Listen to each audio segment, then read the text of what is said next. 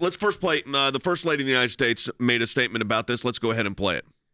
He has made substantial investments in our historically black colleges and universities. This president also continues to fight for school choice, giving parents more options to help their children flourish. Now, let me tell you this. We got involved in, and this was Jordan and Logan, and Jordan. I think Logan came up with the idea of school choice, and then Jordan went on. Was Steve Hilton's program. We kind of announced the initiative, and I think right now we have 1,800 families we're trying to help. We've had some good resolutions on some. I'll go through those in a little bit. But let's talk about the initiative first. We wanted to work with local school boards to provide local needs to their local students. It should be student-centered.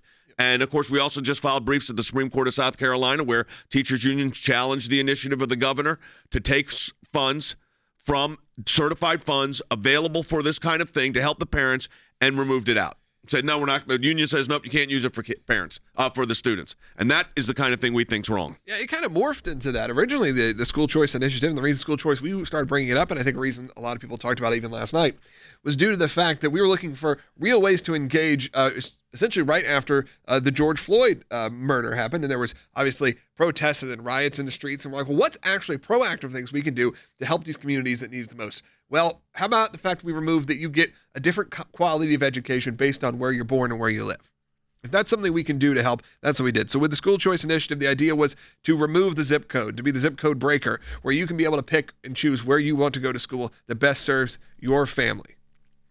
It now morphed, though, as kids, some kids are going back to school, some were not going back to school, to not only be involved in that. Look, and we saw what's going on in Wisconsin last night.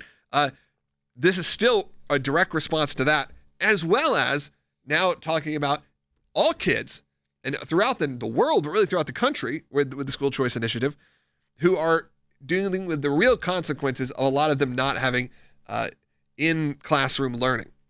And we are coming up with a lot of new and creative ways, and stay tuned because we're going to have some great new stuff coming up. People to see that coming up very, very soon in the next few weeks to announce that I hope you guys are going to want to get involved in on ways that we can help continue to educate kids in the core values that you guys share. Yeah, we got some great content coming. Let me give you some victories, though. In Georgia, we helped a disabled, and by the way, a lot of these cases, they're heartbreaking. It's kids with special needs, parents in very difficult situations, single parents. But in Georgia, we helped a disabled parent with 2 sons who needed laptop computers in order to complete their assignments during the remote learning periods. We sent the letters to the school requesting those computers be sent.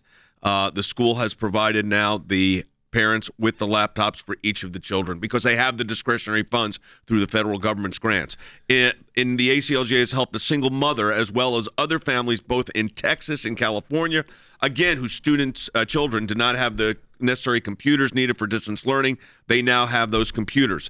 In California, we had a case where 4 sets of working parents in California contacted us because they were unclear as to what the child care and student supervision provisions were going to be under the local laws there, and we got that worked out. I mean, the list goes on and on and on. But what we try to do with the ACLJ on this initiative is be relevant and respond at the speed of relevant to help these parents that are struggling to do this. And look, it's not perfect, even as Logan and I were just talking about.